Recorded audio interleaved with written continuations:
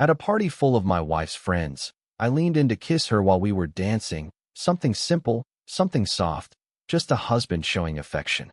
She pulled away, stared me dead in the eyes, and said loud enough for everyone around us to hear, "Don't embarrass yourself.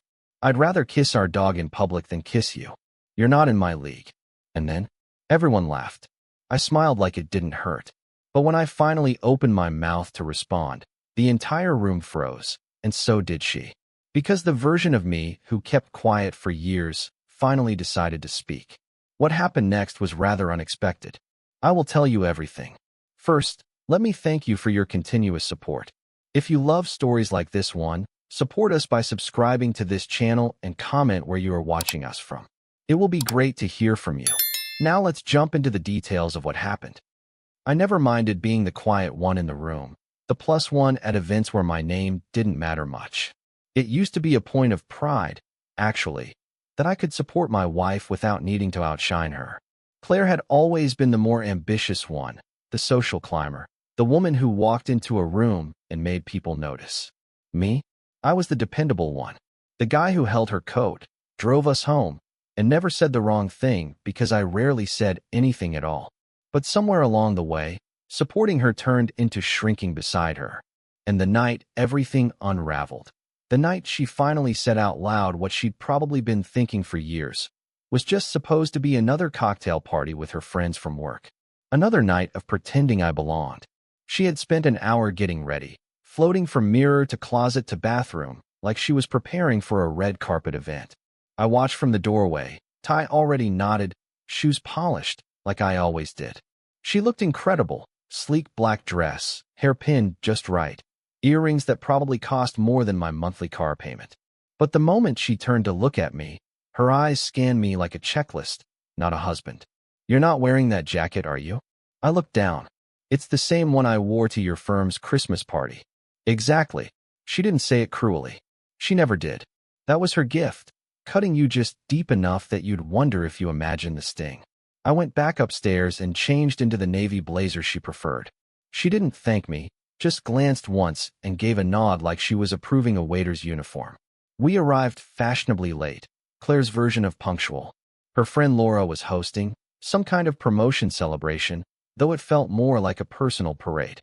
Their home was massive, all glass and marble and mood lighting, filled with people who laughed a little too loudly and drank a little too much. Claire disappeared into the crowd almost immediately, air kissing her way across the room while I drifted toward the drinks table. I nursed my whiskey, scanning the crowd for her. Not because I was jealous. God, no. I knew better than to be that guy. But more because I didn't know what to do without her at these things. These weren't my people. I didn't speak in mergers or markets or litigation wins. I worked in logistics. I moved goods from one place to another and paid my taxes. In a room full of sharks, I was a goldfish in a tux. Still, I smiled and made small talk when someone cornered me. Claire's colleague Daniel, maybe? He asked about my work, but I could tell he didn't really care. His eyes kept flicking over my shoulder, watching for someone more interesting. When Claire finally came back around, she wrapped a loose arm around my waist, more for display than affection. "Everyone, this is my husband," she said with a practiced smile. They all nodded or gave weak, "Nice to meet you, us." I'd met half of them before, but no one remembered. Claire didn't correct them. She never did. Later in the night, the music shifted from ambient noise to something with rhythm.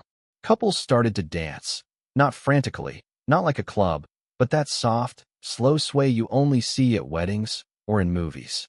And in a moment I thought would bring us closer, I reached for Claire's hand. "Come on," I said, just loud enough over the music. "Let's dance."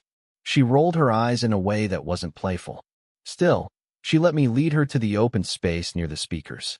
For a few seconds, it felt good. Her hand in mine, the warmth of her palm, her body near mine again. So I leaned in, trying to kiss her, something small, something natural. Just a kiss. Just a husband trying to remind his wife that he still loved her. But she pulled her head back sharply, her face twisting into a look of disdain that stopped the music in my blood cold. "Don't embarrass yourself," she snapped, loud enough for the two couples nearest us to hear. I blinked, confused. Maybe I heard her wrong. But then, With a smirk and a shake of her head, she added the sentence that will probably echo in my skull until the day I die. I'd rather kiss our dog in public than kiss you. You're not in my league. And like a cruel ripple across the dance floor, people laughed. Not all of them. Not loudly. But enough. Enough to make my face burn. I smiled. God help me, I smiled.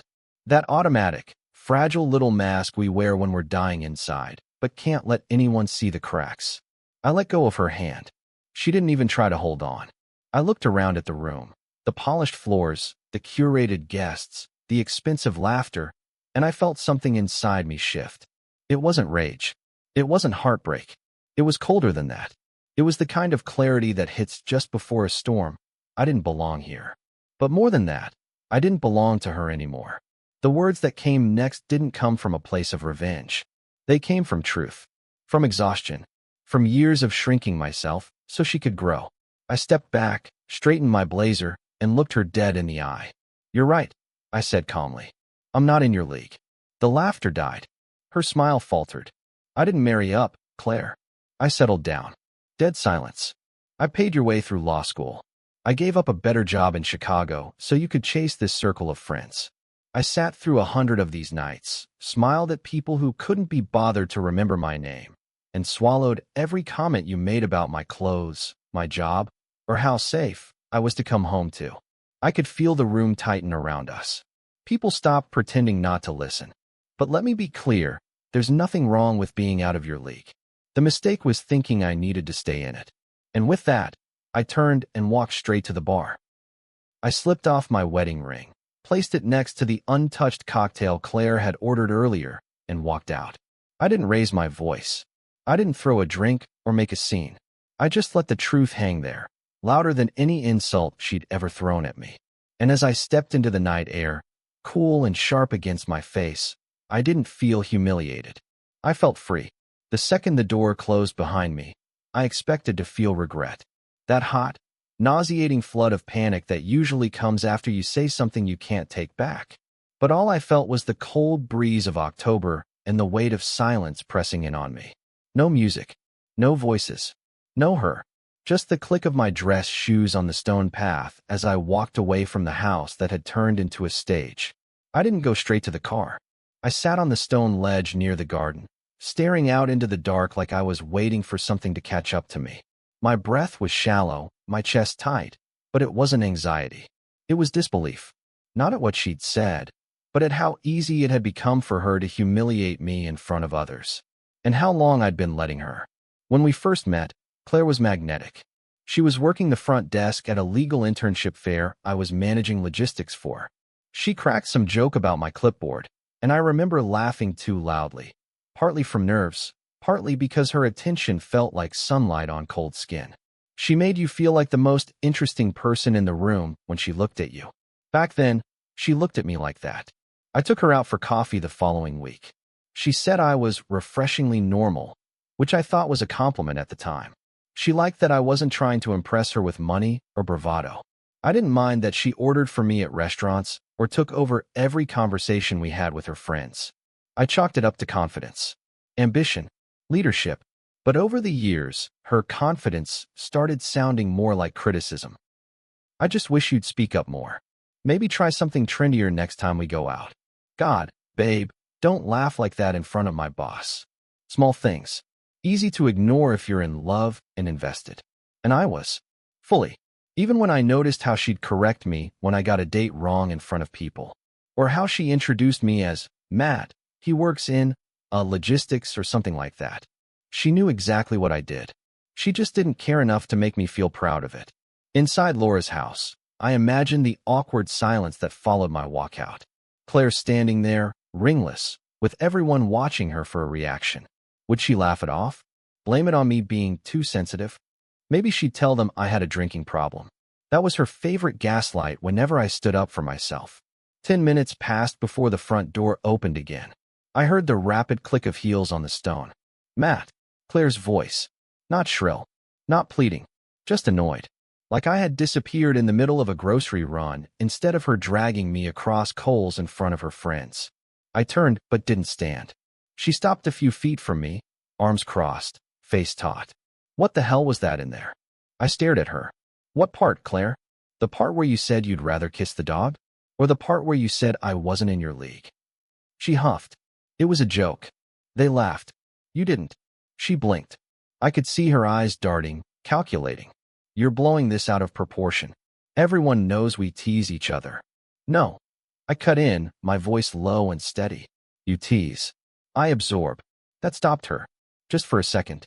I can't believe you'd make a scene like that, she muttered. In front of everyone. I laughed. Not because it was funny, but because I'd heard that line before. From her friends, from her mother, even. You made the scene, Claire. I just stopped playing my part. She stepped back like I'd struck her. So what now? You want a divorce because I made a stupid joke at a party. I want a divorce, I said slowly. Because the woman I married doesn't exist anymore. Her face changed. Not to sadness. To fury. Oh, give me a break. You've been coasting on my success for years. I make 6 figures, I pay most of the bills, and you want to act like you're the victim. Your success. I stood now. Not yelling. Just taller. Straighter. Who paid your law school tuition when you didn't qualify for enough aid? Who covered rent when you interned for free for 6 months? Who skipped out on a job promotion in Chicago so we could move closer to your firm's office? She faltered. The fury cracked just a little. You keep track of everything like it's a ledger, she said bitterly. No, I said. You do. I just finally opened it. For a moment, I saw something real in her. Vulnerability, maybe. Or just the fear of losing control. But it passed quickly. She straightened, smoothed her dress, and said the coldest thing she's ever said to me. Fine. If you want to play martyr, go ahead. But don't think anyone's going to believe your little wounded husband routine. You look pathetic tonight, Matt. Trying to kiss me like some desperate teenager. Grow up. And with that, she turned and walked back inside. I sat again. Let her go. The next morning, the fallout began. My phone buzzed endlessly. Texts from mutual friends, missed calls from her cousin Danny, a LinkedIn message from someone I didn't even recognize. Claire had apparently left the party early too, not long after our conversation. According to Danny, she was furious and trying to get ahead of the narrative, which meant she was painting me as dramatic, insecure, and unstable. Classic Claire damage control. I didn't respond to anyone. I sat in our now shared apartment, in the living room we barely spent time in together, and stared at the photo of us from our wedding. She was glowing in it. I looked stunned. We hadn't even made it to our 5th anniversary. By Sunday night, Danny came by in person. She brought a 6-pack and sat across from me on the couch like she was about to break bad news. She's spinning this hard, she said. Told her co-workers you stormed out because you were drunk and got jealous of her dancing with a colleague. I sighed. Of course she did. But, Danny added with a smile, everyone at the party saw what happened. And you weren't the one who looked bad. I didn't reply. She studied me for a second. You okay? No. She nodded. You will be. And that was the beginning. The shift. The part of the story where sympathy starts trickling in, where people you barely know say, I always wondered how you put up with her. And you start to realize you weren't crazy all along. But healing doesn't happen just because people believe you now. It comes slow and messy, and not always with clarity. Claire's words, "You're not in my league," kept echoing in my head like a song stuck on repeat. But every time they did, I reminded myself of something else I'd said that night. I didn't marry up. I settled down. And for the first time in a long time, I was starting to stand up again. The funny thing about silence is how loud it gets when you finally stop lying to yourself. When I said what I said that night, when I laid it all out in front of Claire and her polished little circle, I thought I'd feel vindicated. Like justice would ride in right behind me and balance the scales. But what I felt was simpler. Lighter. I'd been carrying so much for so long. Her expectations, her moods, her disappointments disguised as suggestions. And now, finally, I was setting it down in front of her for everyone to see. I wasn't trying to win her back. I wasn't trying to make her jealous. I just wanted to be done. And after that moment, after I placed the wedding ring beside her drink like a tip left for poor service, no one said a damn thing. Not at first. I didn't leave immediately. I wanted to see what she'd do. I stepped back, watching from near the entryway as eyes darted around the room, as people whispered behind raised glasses. Claire stood there with her arms folded, blinking slowly like she couldn't decide if she was angry or just caught. Laura, the hostess, her friend, her loyal lapdog, was the first to break the silence. "Okay, wow," she muttered, mostly to herself. Then louder, "Let's all take a breath, yeah? It's been a long night." Claire didn't say a word. She stared at the ring on the bar like it was a threat. A stain. Someone chuckled nervously, and that's when I finally turned and walked out. No slamming doors. No dramatic exits. Just the slow, firm steps of a man who finally knew the value of his own damn name. But what I didn't know, what I couldn't have predicted, was that my words would keep echoing long after I was gone. 3 days later, I was at my brother's place, sitting in his cluttered garage with a beer in hand. Jake's the kind of guy who doesn't ask questions unless he knows you're ready to answer them. We were halfway through a football game neither of us cared about when he finally said, "So you really did it, huh?" I nodded. "Yeah." "Good." That was it. That's all he said. And it was all I needed. I had no plans. No apartment yet. Just a bag of clothes, a toothbrush, and a silence in my chest where chaos used to live. Claire texted me once, just a single message the morning after the party. "Can we talk?" I didn't answer. Not because I didn't want to, but because I didn't trust myself not to fall for whatever performance she had waiting on the other end of that text. That afternoon, Danny called again. She'd become my reluctant informant, Claire's cousin, but also one of the few people who'd seen through her before I did. "You lit a damn fire, Matt," she said, her voice half amused, half shocked. "People are talking." "Let them," I said, not entirely sure I meant it. "She's panicking," Danny added. "Apparently one of her coworkers asked her if you were really the one who funded her law school." She nearly choked on her kale salad. I closed my eyes and leaned back in the chair. I didn't say anything that wasn't true. I know. That's what scares her. Claire always had a talent for rewriting history. I used to think it was just her way of coping with stress. Like the time she cried in the car after bombing her first big client pitch. By the time we got home, the story had changed. The client had been hostile, the product was flawed, the timing was off. "I didn't mess up," she told me. "The room just wasn't ready for me." At first, I admired that confidence, that refusal to let herself crumble. But over time, I realized she never actually held herself accountable. She just rearranged the facts until she could live with them.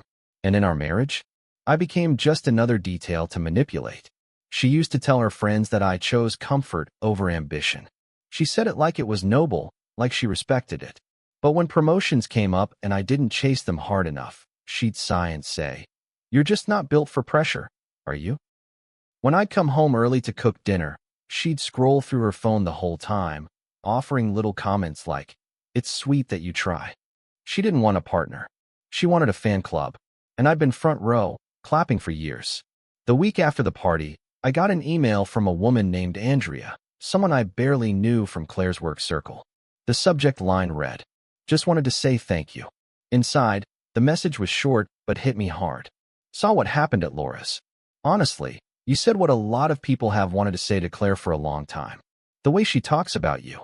I'm sorry. You deserved better." I sat with that for a while. Because the truth is, I'd convinced myself no one noticed. That I was imagining things. That maybe I was just being sensitive. But now it was clear. They noticed. They just didn't care enough to say anything until I did. And once I did, the whole story started to shift. Claire finally showed up in person 2 weeks later. I was still staying at Jake's, and she pulled into the driveway unannounced like we were still living the life where that kind of drop-in was welcome. I opened the garage door and saw her standing there in a perfectly tailored coat, makeup flawless, face tight with that rehearsed concern she wore for client meetings and family gatherings.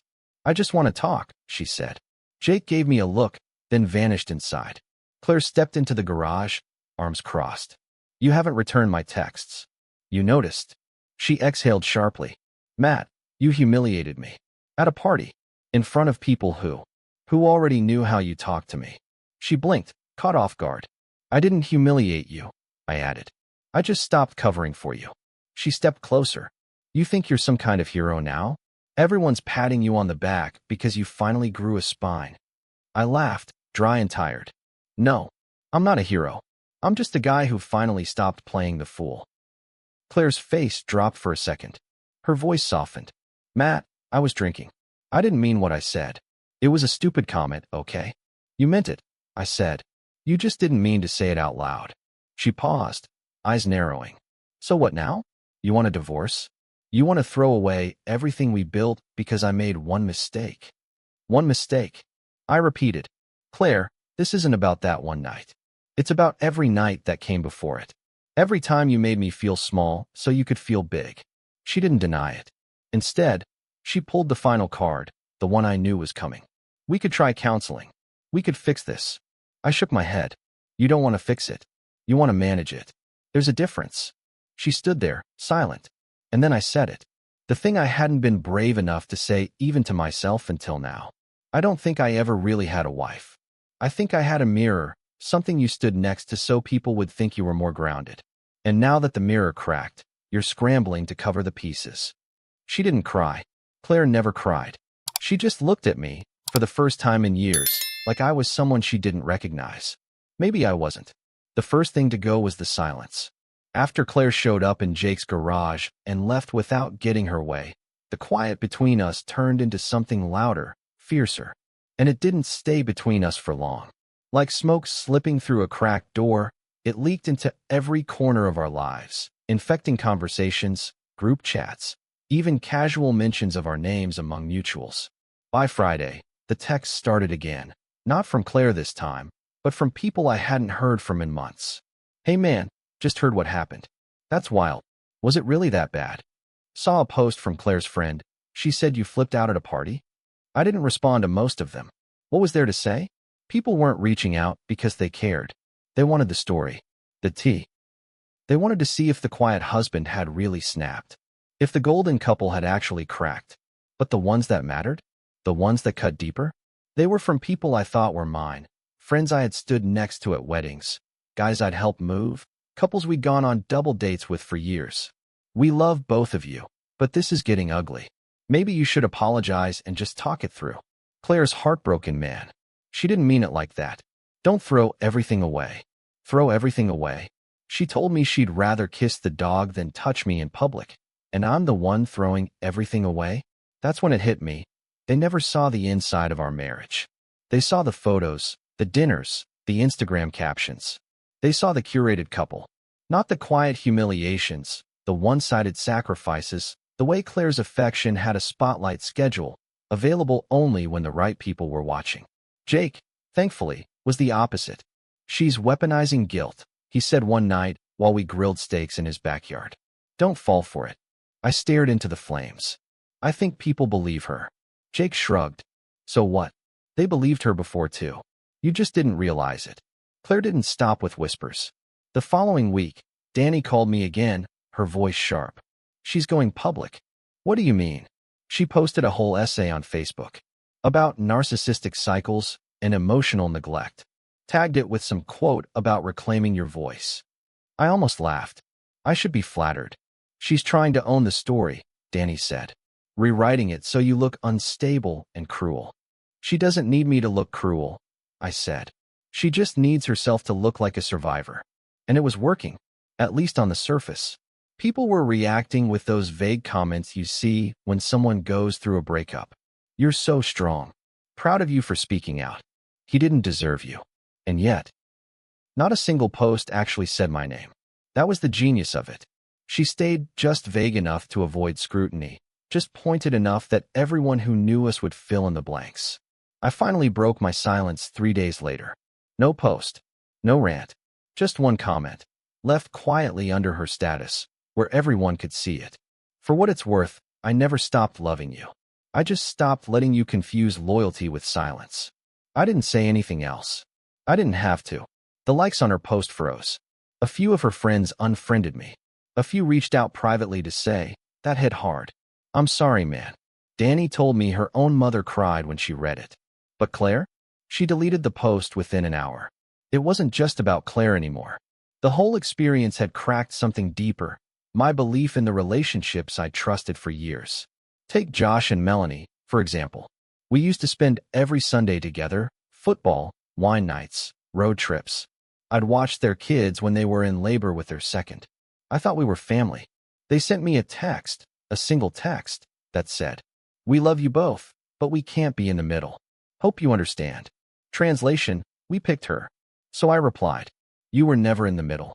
You just liked it better when I didn't say anything." They didn't answer. And with that, I realized something brutal. The version of me they liked was the one that made Claire look better. The one who clapped on cue, posed for their vacation photos, laughed at her jokes even when they came at my expense. That version was dead. And with him, their friendship.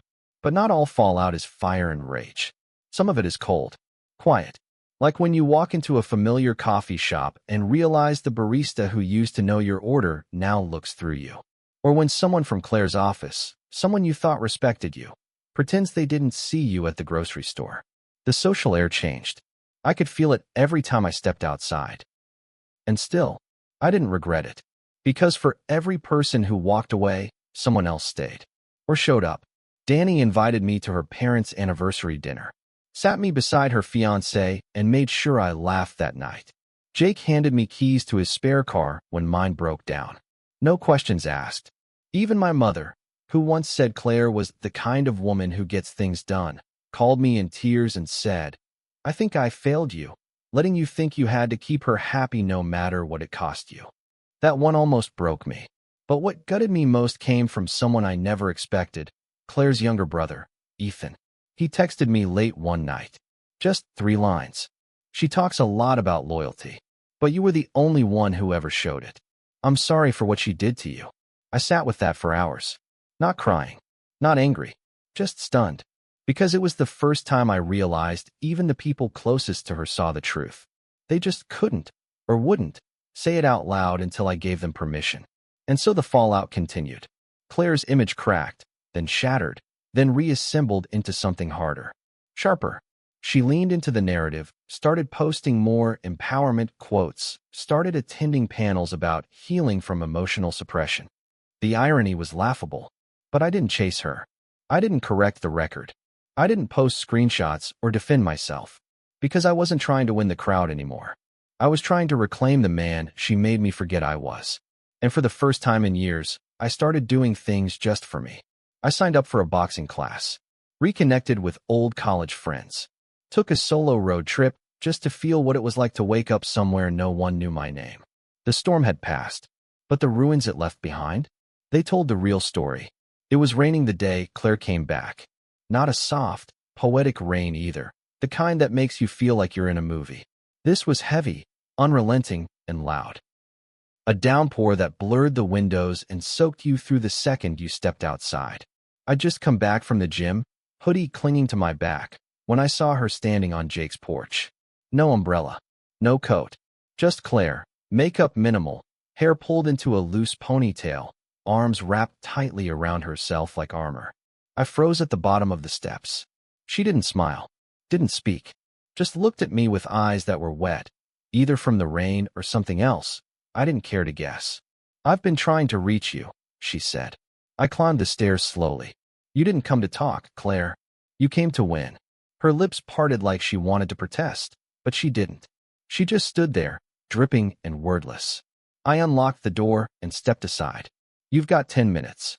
Inside, she hovered near the kitchen island, as if afraid sitting down might make this feel too real. She didn't touch anything, didn't make herself at home the way she used to. Maybe she finally understood. This wasn't her space anymore.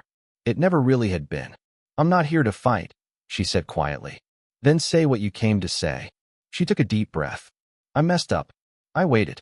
Silence is a better truth serum than any confrontation. I've been replaying that night over and over," she continued. "And I keep thinking, why did I say that? Why would I say something so cruel to the one person who's always been there for me?" "Because you meant it," I said. "Because it wasn't the first time." Her eyes flickered. "I was trying to be funny. I was drunk. I didn't think." "No," I cut her off. "You did think. You always think. You calculated the joke, you expected the laugh, and you assumed I'd smile through it like I always do." She stepped back like I'd shoved her. "I didn't realize how much damage I'd done," she whispered. "That's the difference between us," I said. "I felt every cut in real time. You're just now noticing the blood." Claire finally sat, folding into the chair like a deflated version of herself. For a moment, I saw the woman I used to love, the one who held my hand during her bar exam results, who danced with me in our old kitchen to bad 90s music, barefoot and beaming. But the moment passed, and I couldn't ignore what she'd become, or what she'd turned me into. I didn't just come here to say sorry, she said after a long pause. I think we should talk. Maybe see someone. A counselor. Work on things. I almost laughed. You think counseling fixes this? She looked up, lips pressed into a thin line. It could help. We were good once. We could be good again. I shook my head. Claire, you don't want a husband. You want an accessory. Something that makes you look grounded while you float off into whatever version of yourself gets the most applause. That's not fair. No, it's accurate. Her hands curled into fists on the table. You think I don't miss you? Missing me isn't enough, I said. You have to respect me. You have to see me. And not just when your social media starts turning against you. Her jaw tightened. People are saying things. Twisting the story. They think I'm exactly who you showed them you were, I said. She stood up abruptly, eyes flashing. I didn't come here to be crucified. And I didn't spend years being slowly erased just to offer you comfort now. That stopped her. Because for the first time, I wasn't angry. I was steady, resolved. That was the one thing Claire could never handle. Me not reacting. You only came back because you lost control of the narrative, I said. You thought you could spin it. Turn me into the emotionally distant husband who couldn't handle a strong woman. She didn't deny it. Instead, she lowered her head, finally dropping the last scrap of pride she'd been clutching. I'm sorry, she whispered. Not the PR version. The real one. I wanted to believe her. God, I wanted to believe that something inside her had cracked open and grown. But apologies are only worth as much as the person making them, and Claire's had always come with conditions. I walked over to the cabinet, pulled down a small box I'd packed weeks ago. Inside was the photo album from our wedding, the letter I wrote her on our first anniversary, and the tiny book of reasons I love you she'd given me when we were still pretending. I set it on the table in front of her. What's this? She asked. Closure. She opened it slowly, hands trembling. I didn't say another word. Just watched her flip through memories like pages in a script she no longer had the heart to perform. Tears slipped down her cheek. Is this really it? She asked. It was at the moment you made me the punchline of your success story. She stayed seated for another 5 minutes. Silent. We both were. Then she stood, clutching the box to her chest like it was something sacred instead of something broken. At the door, she turned one last time. I did love you, Matt. I nodded. I know. And I closed the door behind her. Not with a slam. Just a final, deliberate click. That night, I didn't feel triumphant. I didn't celebrate or drink or call anyone to tell them what happened. I sat on the couch and stared at nothing. Let the quiet fill the room like fog. I thought about who I'd been, how many times I'd laughed off her barbs, made excuses to friends, convinced myself that all relationships went through rough patches. I thought about the version of myself I'd left behind for years in order to keep her warm. And then I thought about the version I was becoming. Not harder, just clearer. For the first time, I didn't feel the urge to chase her down or explain myself. Because she already knew. And she left anyway. The wedding invitation came 3 months after Claire walked out of Jake's house with that box in her hands. It was from Danny. She and her fiancé were finally tying the knot in Asheville, and she wanted me to come. No pressure, no expectations. Just, we'd love to see you. But I get it if you're not ready. At first, I almost didn't go. I wasn't sure if being around family, her family, even if it was the good ones, would trigger something I'd worked hard to quiet. But then I remembered what Danny said the night after it all blew up. You were the only one who ever showed up for her. So I showed up for Danny. And maybe a little for myself too. The venue was beautiful, something out of a romantic travel blog. String lights draped over trees, a mountain view behind the altar, and soft indie music playing over the speakers. I wore a new navy suit, not because I wanted to impress anyone, but because I liked how I looked in it. It fit. It was mine. I didn't know many people there, but I didn't feel like an outsider. That was new. People shook my hand, laughed at my jokes, looked me in the eye without searching for Claire in the background. One of Danny's aunts even hugged me and whispered, You were too good for her, you know. I smiled and said nothing, because I didn't need to say anything anymore. During the reception, I stepped outside to catch some air. The music thumped softly behind me, and the sound of clinking glasses and laughter drifted through the open doors. I stood on the edge of the patio, looking out at the dark horizon. For the first time in what felt like years, I wasn't waiting for a shoe to drop. I wasn't bracing for sarcasm or side comments or that subtle eye roll Claire used to give when she thought I wasn't playing the part well enough. I was just there, breathing, existing, and that's when I heard her voice. Not Claire's. Someone new. You look like someone who just gave a killer toast or had a minor existential crisis. I turned. She was holding 2 glasses of champagne and wearing a dark green dress that caught the light when she moved. Hair curled loosely over her shoulder. Easy smile.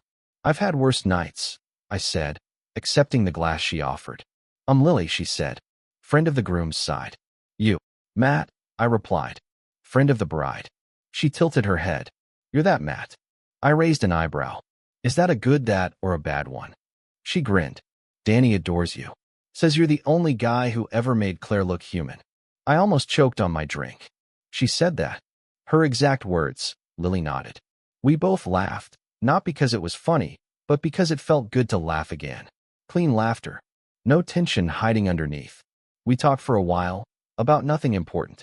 Favorite movies, weird wedding songs, the pros and cons of small towns. And when she laughed at something I said, I didn't flinch or look over my shoulder to see if it was allowed. I just smiled. I didn't take her number. Didn't need to. That wasn't the point. The point was this. I wasn't carrying Claire anymore. Not in my spine. Not in my voice. Not in my silence. I didn't rehearse conversations in my head or brace for invisible judgments. I wasn't second-guessing my place in the room or apologizing for being myself. I was just being. And that felt like winning. A few weeks later, I finally boxed up the last of her things. There wasn't much. Just a few books, a scarf she left in my car, a framed picture from our trip to Venice that I hadn't realized was still in the guest room. I packed it all neatly, labeled the box, didn't write a note. I didn't need to explain myself anymore. She knew why we ended. And more importantly, so did I. People still talk. There are friends I'll never get back. People who picked sides and now can't look me in the eye at the grocery store. That's fine. I've got new people now. Better ones. Jake and I started working on a side project together. Something that might turn into a business. I joined a weekend hiking group. I read more. Sleep deeper. Laugh easier. The funny thing about peace is that it doesn't show up with fanfare. It creeps in slowly. One good day at a time. One honest laugh. One unreturned text that doesn't sting. And now? Now I live in a small apartment near the edge of town. It's quiet. Clean. Full of things that are mine. Not just in ownership, but in identity. Every book, every photo, every song on the playlist was chosen by me, for me. And no one rolls their eyes when I play the corny ones. I haven't seen Claire since that rainy day in the kitchen. I'm sure she's still posting. Still networking. Still curating. That's who she is. And I don't hate her for it. But I also don't miss her. Not the way she thinks I do. Because missing someone doesn't mean missing the version they pretended to be. It means missing how they made you feel about yourself. And Claire? She made me feel small, measured, dimmed. Now I feel solid. And that version of me, he's way out of her league. If you've ever been laughed at, belittled, or made to feel small by someone who was supposed to love you, this story is your reminder. You don't have to stay. You don't owe anyone your silence, your shrinking, or your endurance. You deserve a life where your presence doesn't have to be earned through suffering. If this resonated, tell me in the comments. Have you ever walked away from someone who treated you like an option? Let's talk about it below.